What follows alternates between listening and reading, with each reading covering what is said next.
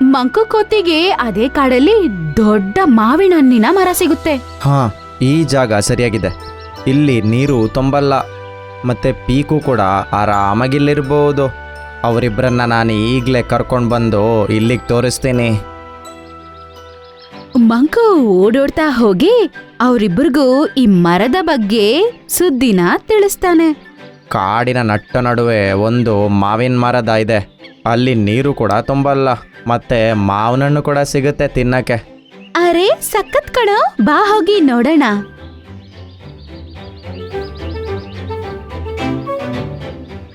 ಮಂಕು ಕೋತಿ ಪೀಕು ಮತ್ತು ಲವ್ಲಿನ ಆ ಮರದ ಬಳಿ ಕರ್ಕೊಂಡು ಹೋಗುತ್ತೆ. ಅಲ್ಲಿ ಒಂದು ವಯಸ್ಸಾದ ಗೂಬೆ ಇರುತ್ತೆ. ವಾ, ಈ ಜಾಗ ಅಂತೂ ತುಂಬಾ ಚೆನ್ನಾಗಿದೆ. ಮಾವಿನ ಹಣ್ಣಿನ ಮರದ ಕೆಳಗಡೆ ನಾನು ನನ್ನ ಮನೆ ಮಾಡ್ತೀನಿ. ಹಾ, ನಾನು ಈ ಮರದ ಮೇಲೆ ಮಾವಿನಕಾಯಿ ತಿನ್ನೋದಕ್ಕೆ ಬರ್ತೀನಿ. ನಾನಂತೂ ಇಲ್ಲೇ ತಿರ್ಗಾಡ್ತಿರ್ತೇನಷ್ಟೇ. ಮೇಲೆ ಕೂತಿರುವ ಗೂಬೆ 3 ಜನ ಮಾತಾಡ್ಕೊಳ್ಳೋದನ್ನ ಕೇಳುತ್ತೆ. ಮರ ನಿಮ್ದಲ್ಲ, ಹೋಗಿ ಇಲ್ಲಿಂದ. ತುಂಬಾ ವರ್ಷದಿಂದ ಈ ಮರದಲ್ಲಿ ನಾನಿದ್ದೀನಿ. ನನ್ನನ್ನು ಬಿಟ್ಟು ಈ ಮರದ ಮೇಲೆ ಯಾರೂ ಇರಬಾರ್ದು. ಅರೆ ಅರೆ, ಇದೆಲ್ಲ ಹೇಗಾಗಿ ಸಾಧ್ಯ? ನಾವಂತೂ ಮರದ ಕೆಳಗೆ ಮಾಡ್ತಾ ಇದ್ದೀವಿ ಮನೇನ ಅಲ್ವಾ, ನನ್ನ ಫ್ರೆಂಡು ಪೀಕು ಮೂಲಕ್ಕೋಸ್ಕರ. ಅದೆಲ್ಲ ನಂಗೆ ಗೊತ್ತಿಲ್ಲ. ಇಲ್ಲಿ ಮೇಲೆ ಕೆಳಗೆ ಯಾರೂ ಇರಬಾರ್ದು.